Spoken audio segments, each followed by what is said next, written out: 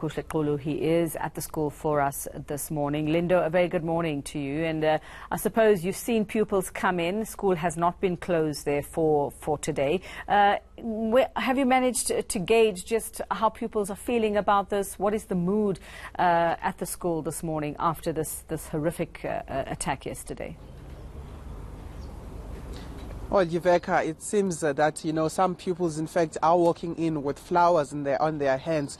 We were expecting to speak to Kosas, and I believe that he is here. He's just arrived with his car. That is Wandile Mufukeng, who's just going to come to me. But it seems that mood has still been there, the mood of, the pain you see on the pupils as well. And the parents, you see them dropping their kids and actually waiting before they move away from the school just to see their kids go inside the school. And that speaks volume to what exactly we are feeling here. Wandile, I'm just going to try and bring you in. Wandile Mufukeng from Kosas.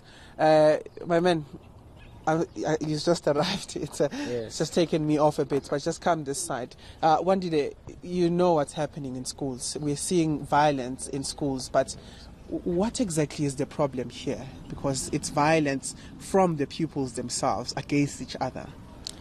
Thanks for having me. We have realized one thing. We've seen these trending stories of pupils stabbing one another, and we've seen that there is no uniformity among students. And we as COSAS were calling on the unity of students, because we have seen that nowadays they are into these things of gangs and so forth. Now they just group against one another.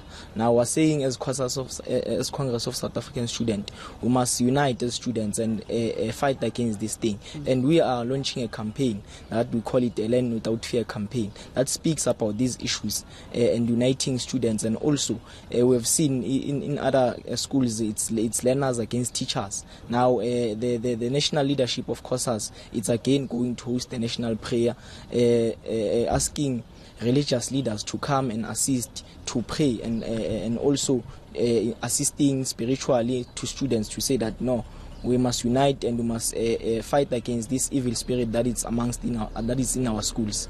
Well, in terms of policing here and, of course, the departmental intervention, what exactly is required to reduce these incidents that we see, incidents of violence, not just the stabbing, but you see pupils fighting among each other? What is needed to actually ensure that there is, cohesion in terms of the rules of the school in these various schools? Well, schools are free drugs and free weapons. Now, what each and every school has its own code of conduct, and we are saying that the security in our schools, it's very lacking. That is why we have such incidents in our schools. You'll find learners entering inside the school with drugs, with dangerous weapons inside the school. Now, it goes back to our call that we have made in 2012 to say our school security is questionable. It cannot be that offices of the MEC, offices of the Premier has security that is 10 times better than our security inside the schools. Hence, we see such things happening in our schools. It's because there is no proper security in our schools. Just very quickly, speaking to the department and of course the police, what needs to happen from their side? What do they need to do to up the security that you're talking about here? Well, we have said it in 2012 to say that we want proper trained security personnel inside our schools so that they can deal with such issues. We can't call CPF, our mothers who are old, to say they must run after us. That is practically out of order. All right, that is the Congress of Students there, COSATU, COSAS, that is speaking to us, saying that they need properly trained personnel in schools to ensure that, such incidents of violence are curbed.